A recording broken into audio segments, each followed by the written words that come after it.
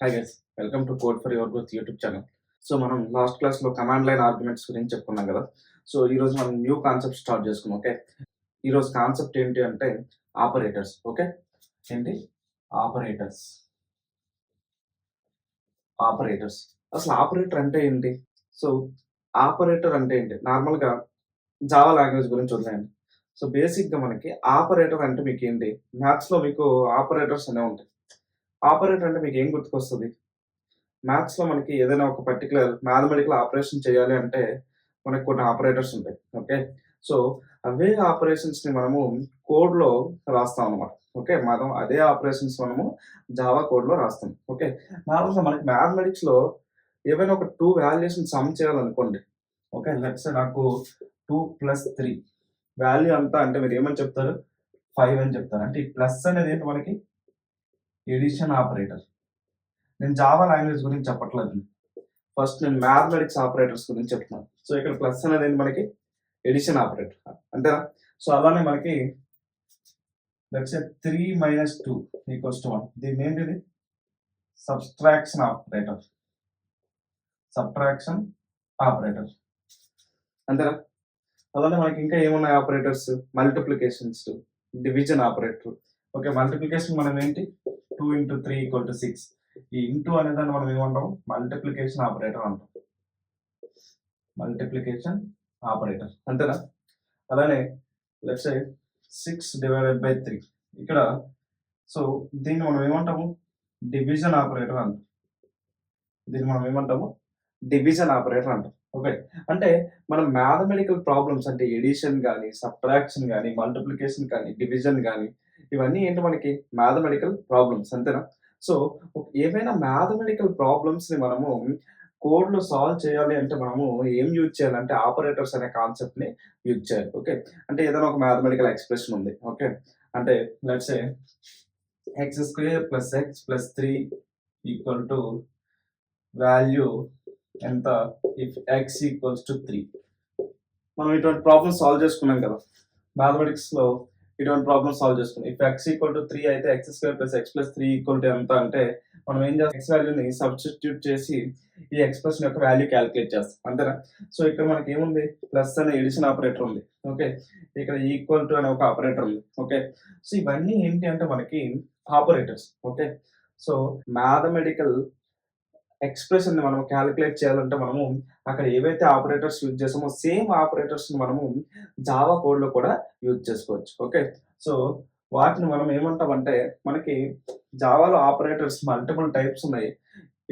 నేనిప్పుడు మీకు ఏం చెప్తానంటే అర్థమెటిక్ ఆపరేటర్స్ గురించి చెప్తాను. ఓకే, సో ఇప్పుడు మనం దేని గురించి తెలుసుకుంటామంటే arithmetic operators. Okay, first type of operators ఏంటి అంటే అర్థమెటిక్ ఆపరేటర్స్.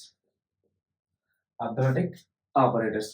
అర్థమెటిక్ ఆపరేటర్స్ అంటే అర్థమెటిక్ ఆపరేషన్స్ చేసే ఆపరేటర్సే arithmetic operators. Okay, arithmetic operations అంటే ఏంటి మనకి? Addition, subtraction, multiplication, division. Okay, మనకి మ్యాథ్స్‌లో ఈ 4 ఆపరేషన్స్ అనేవి మనకి ఉన్నాయి. ఓకే, సో ఇవి కాకుండా మనకి డివిజన్ చేసేటప్పుడు లెట్స్ సే నేను 93ని 5తో డివైడెడ్ బై చేయాలనుకోండి. మనం ఏం చేస్తాము? 5 1 జా 5, 5 1 జా 5, 43.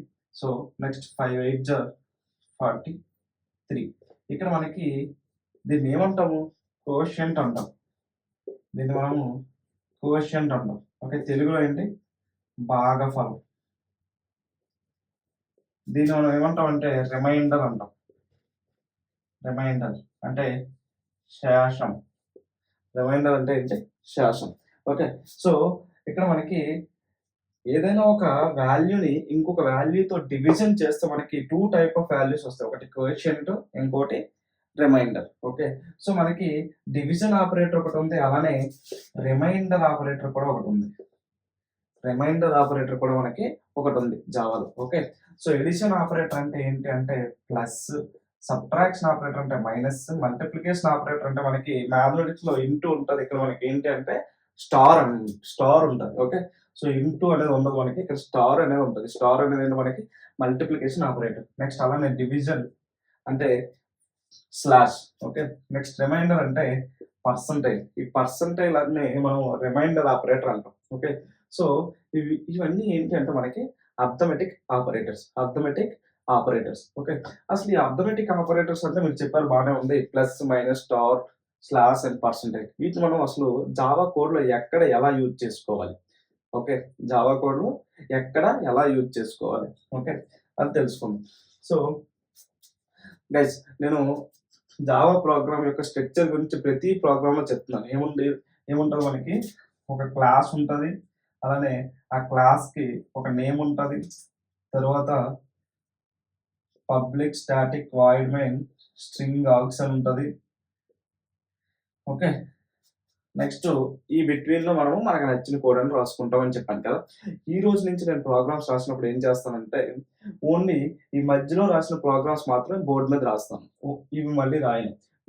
మీకు ప్రాక్టీస్ అయిపోయాయి కదా, ఇప్పటి వరకు మనం చాలా ప్రోగ్రామ్స్ రాసుకున్నాం. సో మీకు క్లాస్ యొక్క స్ట్రక్చర్ ఏంటి, ఒక బేసిక్ ప్రోగ్రామ్ రాయాలంటే దానికి స్ట్రక్చర్ ఏంటి, జావా ప్రోగ్రామ్ యొక్క స్ట్రక్చర్ ఏంటి అనేది మీకు ఐడియా ఉంది.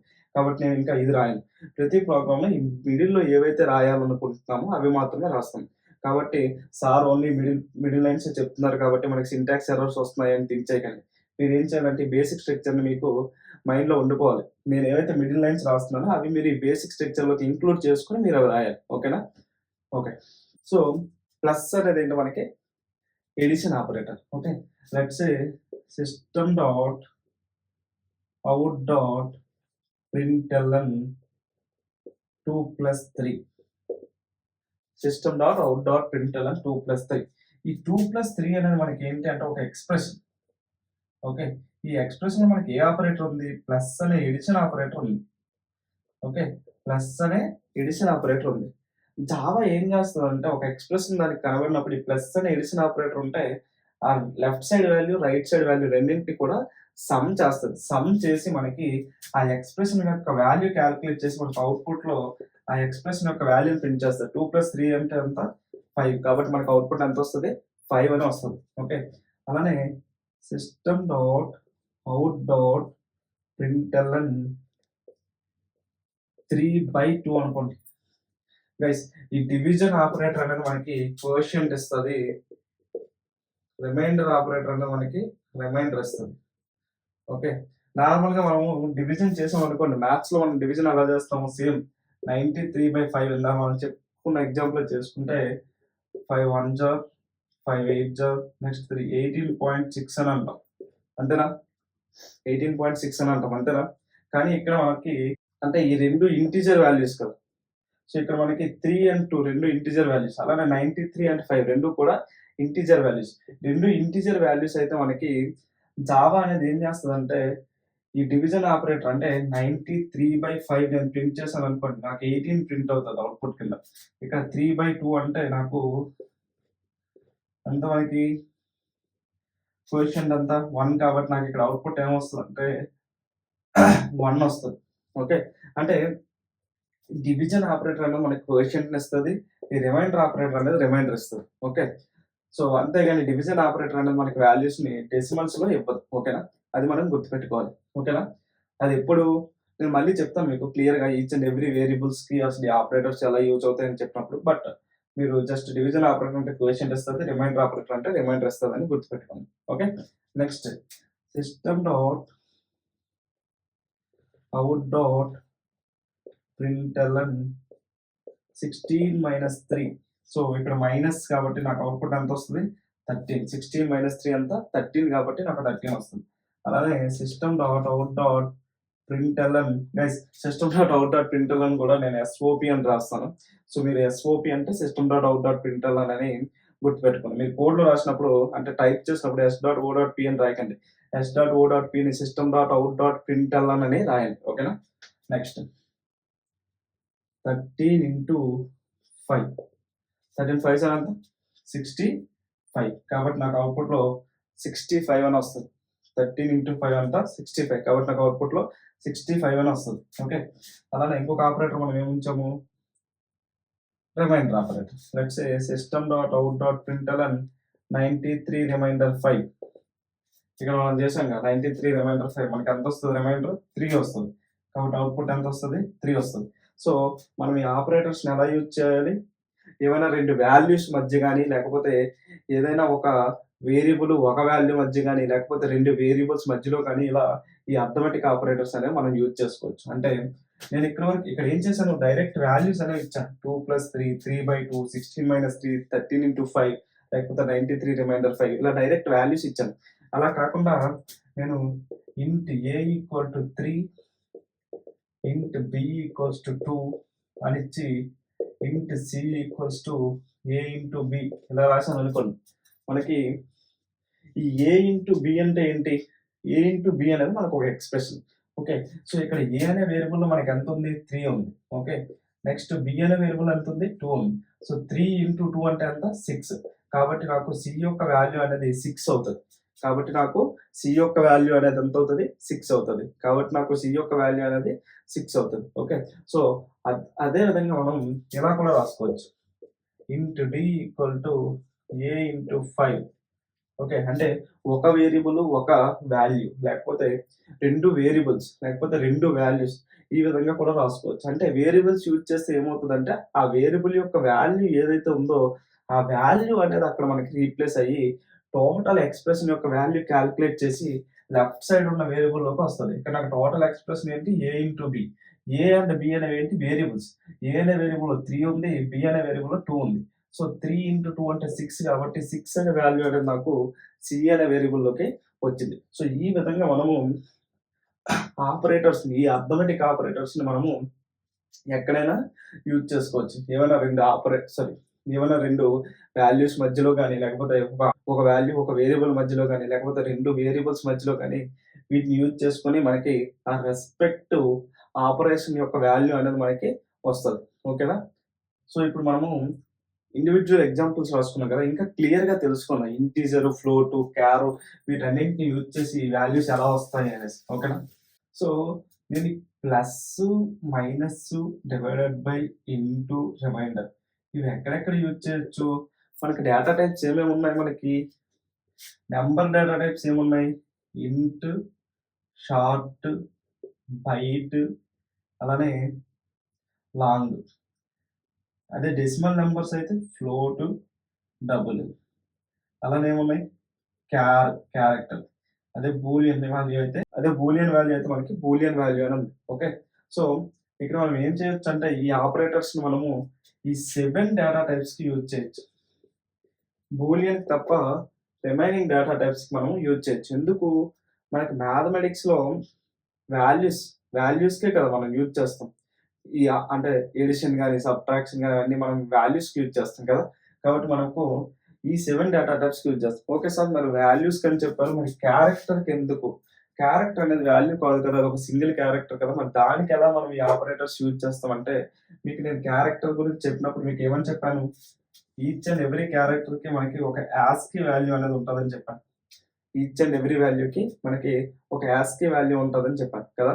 సో ఎక్కడైనా లెట్స్ నాకు క్యార్ సి ఈక్వల్స్ టు లెట్స్ 2 అని ఉందనుకోండి. ఓకే, ఇంట్ ఏ ఈక్వల్ టు 3 అని ఉందనుకోండి. ఓకే, నేను ఇప్పుడు int result equal to A into C అని రాశాను అనుకోండి. Okay, char C equals to 2 అనే క్యారెక్టర్ ఉంది. ఓకే, లేకపోతే 2 వద్దు, మనకి నెంబర్ కాబట్టి కన్ఫ్యూజ్ అవుతారు. 2 కాకుండా మనం ఏం రాద్దాం, డి అని రాద్దాం. ఓకే, ఏం రాద్దాం, డి, స్మాల్ డి రాసాం. ఇంట్ ఏ ఈక్వల్ టు 3 అని రాసాం. Int result equal to A into C అని రాసాం. నాకు ఇప్పుడు system.out.println రిజల్ట్ అని రాస్తే ఏమొస్తుంది, system.out.println రిజల్ట్ అని రాస్తే ఏమొస్తుంది. ఇక్కడ నాకు ఏ అనే వేరియబుల్ ఏ data type, integer data type. C అనే వేరియబుల్ ఏ data type, char data type. కాబట్టి నాకు ఇంటీజర్ ఇంటూ క్యారెక్టర్ అంటే మనకి ఏమొస్తుంది అసలు. సో ఇక్కడ నేను ఏమని చెప్పాను, క్యారెక్టర్కి యాస్కీ వాల్యూ ఉంటుందని చెప్పాను. సో నాకు డి అనే క్యారెక్టర్ యొక్క యాస్కీ వాల్యూ ఎంత 100. మీకు ఆ క్లాస్లో చెప్పాను, ఒకసారి గుర్తుపెట్టుకోండి. స్మాల్ ఏ ఎంత 97, so small B 98, small C 99, small D ఎంత 100. ఓకే, సో డి అనే క్యారెక్టర్ యొక్క యాస్కీ వాల్యూ ఎంత 100. కాబట్టి నాకు ఇక్కడ సి వాల్యూ ఏమవుతుందంటే 100 అవుతుంది. సి వాల్యూ ఏమవుతుంది 100 అవుతుంది. ఏ వాల్యూ ఎంత 3. 3 ఇంటూ 100 ఎంత 300. కాబట్టి నాకు అవుట్పుట్లోకి ఏమొస్తుందంటే 300 అని వస్తుంది. అవుట్పుట్లోకి ఏమొస్తుంది 300 వస్తుంది. ఎక్కడైనా సరే మనకి అర్థమెటిక్ ఎక్స్ప్రెషన్ ఉంటే అందులో క్యారెక్టర్ ఉందనుకోండి, అంటే క్యారెక్టర్ డేటా టైప్ ఉందనుకోండి, ఆ క్యారెక్టర్ డేటా టైప్‌లో యొక్క యాస్కీ వాల్యూని మనకి అది ఒక నంబర్ కింద కన్సిడర్ చేస్తది. ఆ యాస్కీ వాల్యూని అది నంబర్ కింద కన్సిడర్ చేసి, ఆ ఎక్స్‌ప్రెషన్‌లో రీప్లేస్ చేసి టోటల్ ఎక్స్‌ప్రెషన్ యొక్క వాల్యూ అనేది కాలిక్యులేట్ చేస్తది. ఓకే. సో, ఇక్కడ నాకు int A equal to 3 char C equal to D అని ఉంది. స్మాల్ డి యొక్క యాస్కీ వాల్యూ ఎంత మనకి 100. ఈ 100 అనేది సి అనే వేరియబుల్‌లో ఉంటదన్నమాట. ఓకే. ఏ అనే వేరియబుల్ ఎంత ఉంది 3 ఉంది. కాబట్టి 3 ఇంటూ 100 ఎంత 300. కాబట్టి నాకు రిజల్ట్ అనే వేరియబుల్‌లోకి 300 వస్తది. 300 అనేది నాకు ఇక్కడ ప్రింట్ అవుతది. System dot out dot println అని ఆర్ఈఎస్ అంటే నాకేం ప్రింట్ అవుతది 300 అని ప్రింట్ అవుతది.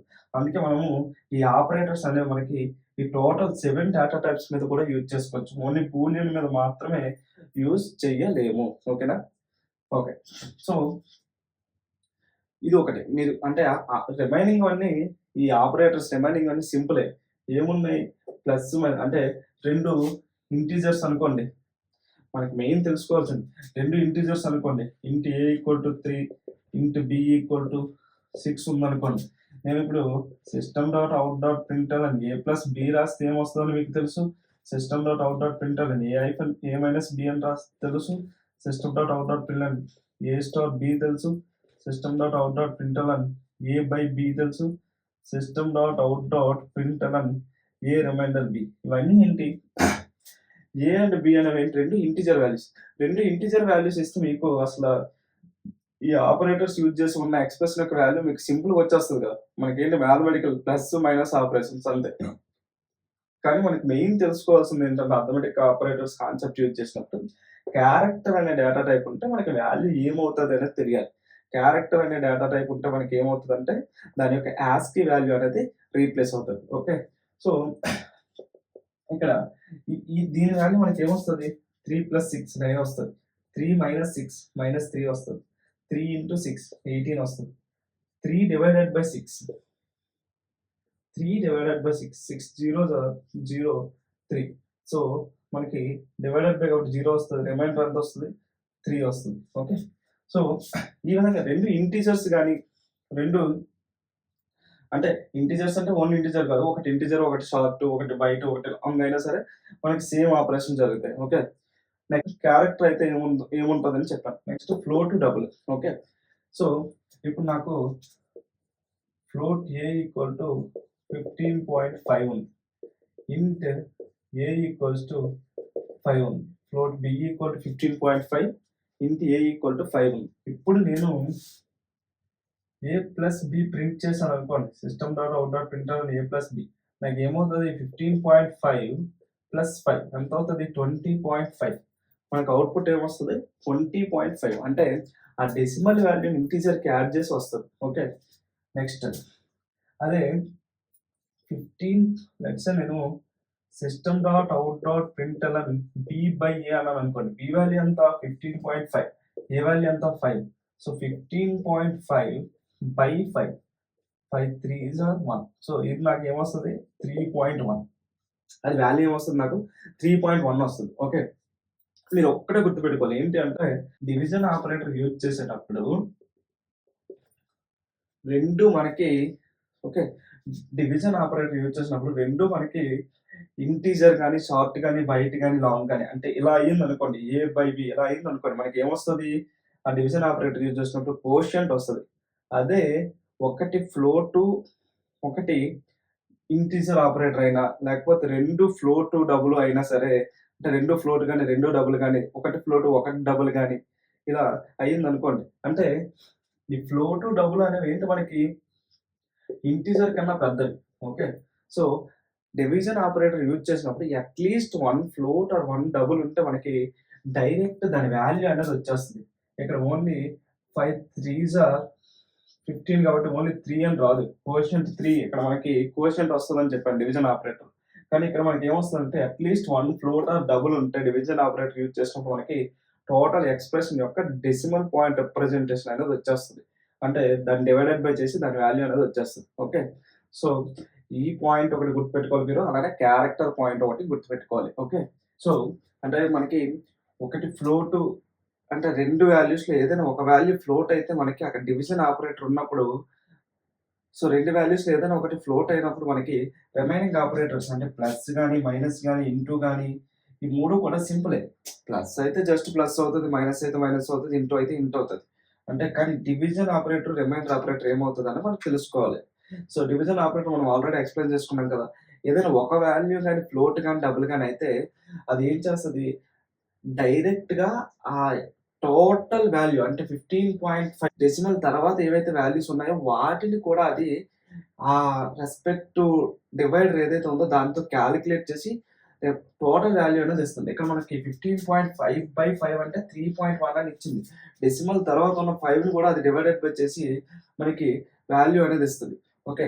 అదే రిమైండర్ ఆపరేటర్ ఎలా యూజ్ అవుతదంటే రిమైండర్ ఆపరేటర్ అంటే మనం ఎక్స్‌ప్రెషన్ రాసాం కదా! అంటే ఏ రిమైండర్ బి అని రాసామనుకోండి. ఈ ఏ అండ్ బి ఈ రెండిట్లో ఏదైనా ఒకటైనా సరే మనకి ఫ్లోటింగ్ పాయింట్ అయిందనుకోండి. లెట్స్ సే నాకు ఏ అనేది ఫ్లోట్ అయిందనుకోండి. అంటే 15.5 అయింది. ఓకే. రిమైండర్ 5 అని రాసాననుకోండి.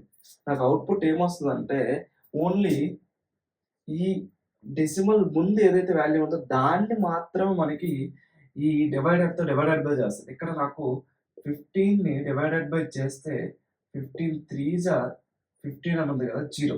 సో రిమైనింగ్ అంటే ఓన్లీ దీన్ని మాత్రమే చేస్తది. రిమైనింగ్ ఉన్నదాన్ని యాజ్ ఇట్ ఈజ్ యాడ్ చేసేస్తది. ఓకే. అంటే నాకేమొస్తది 0.5 వస్తది. అంటే ఏంటి అంటే జస్ట్ అది డివైడెడ్ బై చేస్తది. డివైడెడ్ బై చేసి రిమైనింగ్ వాల్యూస్ ఇస్తది. అంటే ఏంటి మనకి ఇప్పుడు మనకి 19 రిమైండర్ 3 అంటే ఏమొస్తది 3 6 జార్ 18 రిమైండర్ 1 ఉంది.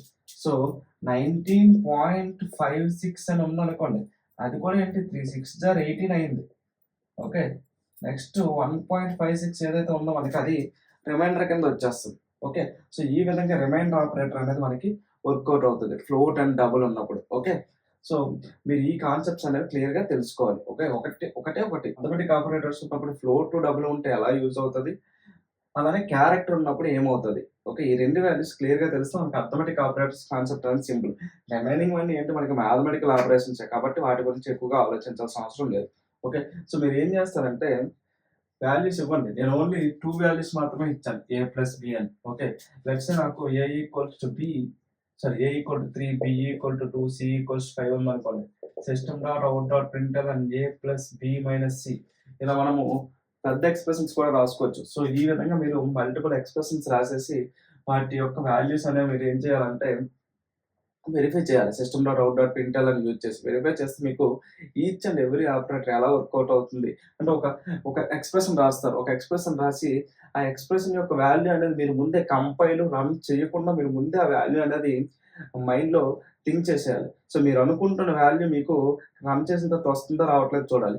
వచ్చిందంటే ఓకే. సో అప్పుడు మీకు ఈ ఆపరేటర్స్ ఎలా వర్కౌట్ అవుతున్నాయని తెలుస్తది. అదే రాలేదనుకోండి సో కంపైలర్ ఇచ్చిన అవుట్‌పుట్ అనేది మనకి కరెక్ట్. కానీ మీరు థింక్ చేస్తున్న అవుట్‌పుట్ అనేది వేరేగా వచ్చింది. అంటే మీరు ఆ ఆపరేటర్స్ అనే కాన్సెప్ట్ మనకు కరెక్ట్‌గా అర్థం కాలేదని మీనింగ్. అప్పుడు మీరు ఏం చేస్తారంటే మళ్ళీ వీడియోని ఇంకోసారి వాచ్ చేయండి. వాచ్ చేస్తే మీకప్పుడు ఆ వీడియో క్లియర్‌గా అర్థమవుతది. అప్పుడు ఆపరేటర్స్ కాన్సెప్ట్ అర్థమవుతది కాబట్టి మళ్ళీ మీకు ఆ ఎక్స్‌ప్రెషన్ యొక్క వాల్యూ అనేది తెలుస్తది. ఓకే. సో మల్టిపుల్ ఎక్స్‌ప్రెషన్స్ మీరు ప్రాక్టీస్ చేస్తే ఈచ్ అండ్ ఎవ్రీ ఆపరేటర్ గురించి కూడా మీకు క్లియర్‌గా తెలిసిపోద్ది. గైస్ ఆపరేటర్స్ కాన్సెప్ట్ అనేది చాలా ఇంపార్టెంట్. ఓకే. ఈ ఆపరేటర్స్ కాన్సెప్ట్ గాని మీకు క్లియర్‌గా తెలిస్తే రిమైనింగ్ కోడింగ్ మొత్తం సింపుల్‌గా చేసేయొచ్చు. ఓకేనా? గైస్ మీకేమైనా డౌట్స్ ఉంటే కామెంట్ సెక్షన్‌లో కామెంట్ చేయండి. నేను each and every comment verify చేసి మీ డౌట్స్‌ని క్లారిఫై చేస్తాను. ఓకే. సో మన వే ఆఫ్ టీచింగ్ మీకు నచ్చినట్లయితే మీ ఫ్రెండ్స్ అందరికి షేర్ చేయండి. సో బేసిక్‌గా ఈ జావా కోర్స్ మనము కాలేజ్ స్టూడెంట్స్ గురించి డిజైన్ చేసాము. ఓకే. మీ ఫ్రెండ్స్ అందరికి షేర్ చేయండి. ఓకే. Thank you guys.